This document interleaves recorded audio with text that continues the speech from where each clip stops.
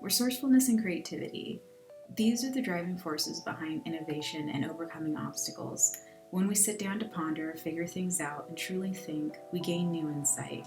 We're able to tackle problems, save money, and hit goals. Simply put, being creative gets you a lot farther than someone who's stuck inside the proverbial box.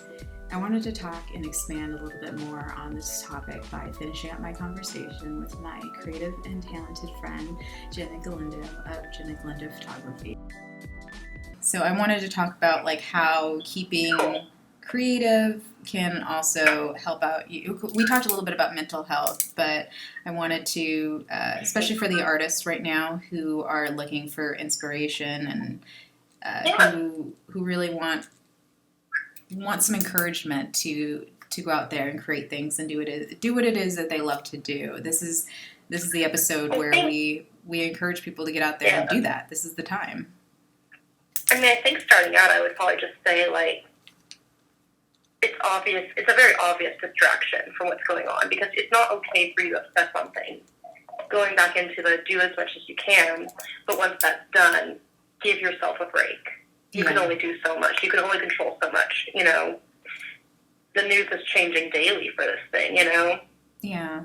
Well, even hourly at some points, but... Yes, absolutely. No, exactly. Yeah. So I'm just like, you can only keep up so much, and then at some point it's like you can only do so much, so why overstress yourself? Being productive in creativity is, I think, just as important. Yeah, definitely. That's awesome. And it is stress relieving for most people. That's what art is. Sometimes, not all the time. Sometimes it's stressful. I get stressed out. I get stressed out doing projects sometimes, but overall I enjoy it, and it has been kind of a little bit of therapy for me too. Yeah, I know that's a big part of what it is that you do in your line of work, but how can you utilize creativity during this time when you may not feel like being creative? What advice do you have? I think, because of what's going on in the world right now, creativity is almost a necessity.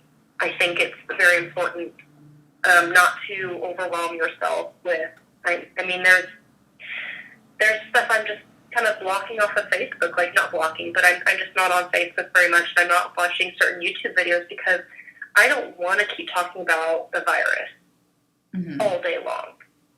I do set aside some time every day to try to educate myself on what looks like is new news.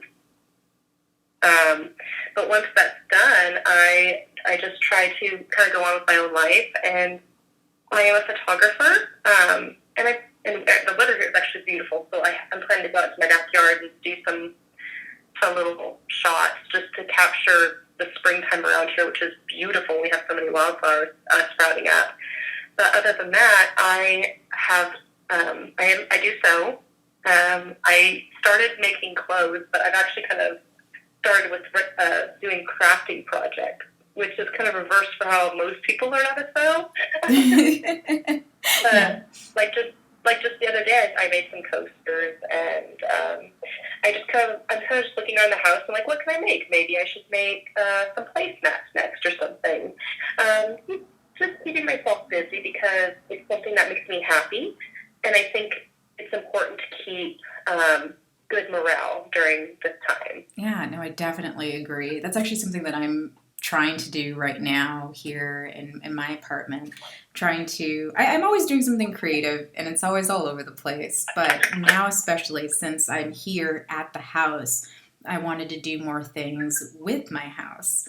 So I had this patio that it's huge, and there's still stuff out there. I had a couple of the plants that I brought in from my old apartment, but I wanted to do more with it. I wanted to make it look and fit this apartment. So because it's bigger, I bought more seeds, I'm planting more, and I want to sort of dress it up. And I'm taking this time that I probably wouldn't have had elsewhere, any other time to do that now. And I guess it's sort of my own little honey to-do list. I'm going around the house and thinking of creative ways to not spend money, but still enhance my house. And to do so takes creativity, and creativity takes your mind off of all sorts of, craziness that's going on in the world today. So, and what's going on right now is kind of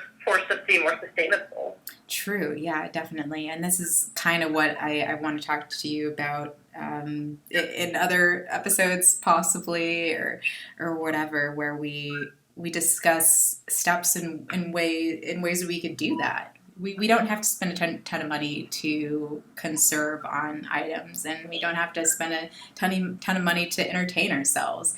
We can tackle all those things right here and right now and still stay indoors, and it's totally possible. Absolutely. You were saying also how you were like planting for vegetables. I was like, that's a great idea, especially, with what's going on right now. I have a lot of fabrics that I basically inherited. And then I got a lot of secondhand fabrics that I work with too. I try to be as sustainable as possible because, it's so easy just to go and buy like quick and easy things. Yeah, and you can eliminate all those. And there's nothing wrong with that either. I've done that before as well. Sometimes it was cost effective to do so, especially if fabric was on sale or something, and you can just get a deal every now and then. You can't pass up. Yeah. Everything's kind of closed right now anyway. It actually makes sense to have your hobbies and your artwork and crafts and gardening in your case to come home to and keep you busy. Mm-hmm. And it's kind of funny because a lot of people are like, you live in a small town, how are you not bored? Well, we're really good at entertaining ourselves. We have a good sized yard, which will keep you very busy with all the trees and plants and flowers we have. And then, I do sew and have photography and I cook and I bake sometimes too. Like sometimes just for fun, I put it aside and we have something for a few days. I just made banana bread the other day. It'll get us through the next couple days. So I don't know. For us, it's always made sense to do things like this, but now I think it's kind of forcing everybody who maybe goes out a little bit more to stay inside. But I think it's important to look at the positives. One of which you mentioned saving money. Mm-hmm. Yeah, and so that's always a good. And it's funny that you mentioned that, people who, go outside. I mentioned it before in our last conversation that I'm used to hiking every weekend 10 plus miles. So I have to get extremely creative to entertain myself now on the weekends. And I can still work out and do things on a local scale close by because, we're trying to stay safe and stay as home as much as possible. But to keep myself busy and active, I've come up with creative indoor, workout routines that still keep, my body and mind stimulated during this time. And it's not going to equal up to, a 15-mile, or 14-mile hike each week, but I can do my best. And you can get as creative as possible. There's YouTube videos out there. There are a bunch of amazing influencers with amazing content sharing everything right now. And you said you don't have a TV, but you do have a laptop. You do have a phone. Yeah. Mm-hmm. If we have to stay inside, it's kind of an amazing time to do so. Mm-hmm. Yeah. We really are very spoiled. Most people have a streaming service or a TV to watch. Me and my husband, if something's not streaming that we like because we watch Hulu, we have a ton of DVDs. We have a ton. And that's something we enjoy. And some people are like, oh, you sell DVDs? And it's like, yeah, well, it's what we enjoy. And it's sentimental to us, a lot of the DVDs we have, too. So we keep them. My friends especially, or people that I know and hang out with, a lot of them don't watch a lot of TV or not really interested in movies. Or maybe I'm just talking about myself. I don't like watching TV, and I'll go out and watch a movie every once in a while, but primarily my thing was just getting out and being active and doing things. So on the creative side of things, just setting a time setting aside time to be creative and to, supplement that, I think is important. You can start creating your own content. So instead of watching Netflix or Hulu, because that's what everybody's telling everybody to do, and maybe they don't have that, or their favorite TV shows are canceled or whatever, being delayed filming or whatever, and in the meantime they have to get a little bit more creative and see, fulfill another hobby that's indoors. So.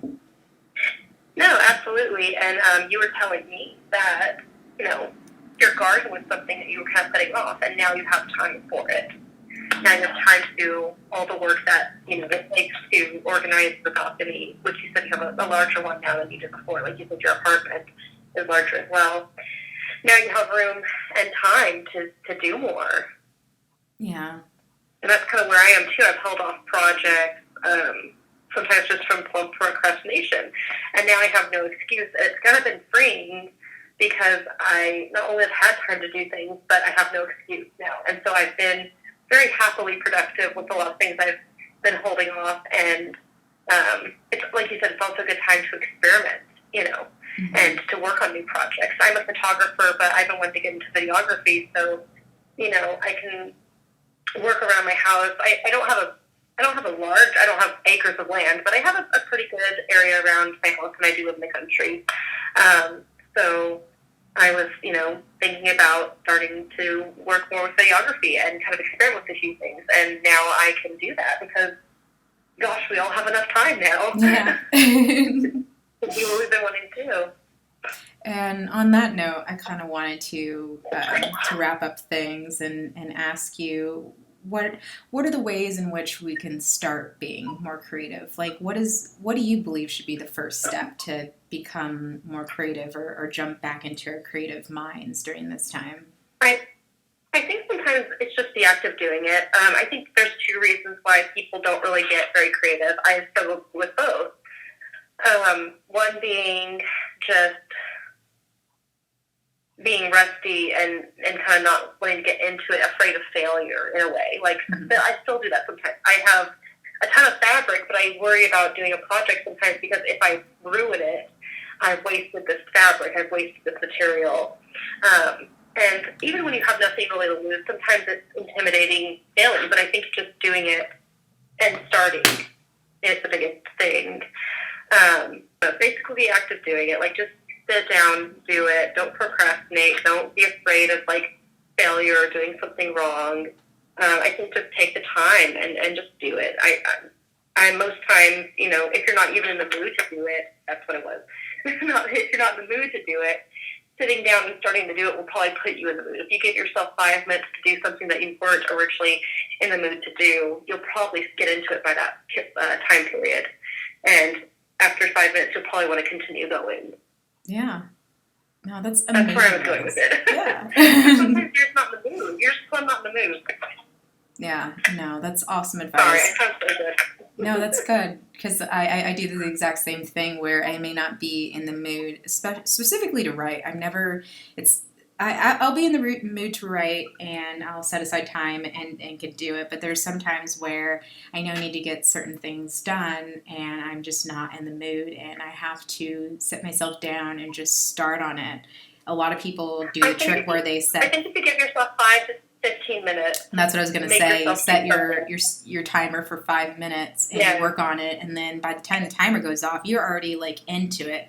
I used to do that all the time with the silent if you're really reading. Not, then you don't have to anymore. You at least did something. Yeah, and that's that. They used to do that all the time when we were in elementary school. The silent reading, where we would read for 5 minutes after going to the library, and we'd be halfway, really, really into this book, and then they tell you, okay, put it away. It's silent reading time's over. I hated that. No, let us read that. Yeah, but to, say that about other things that you didn't initially want to do, like writing or tackling work, I think setting that clock could, trick you into getting started on a project. So that's a big tip. Yeah. If you can make yourself do something for 5 to 15 minutes, and put a timer to it.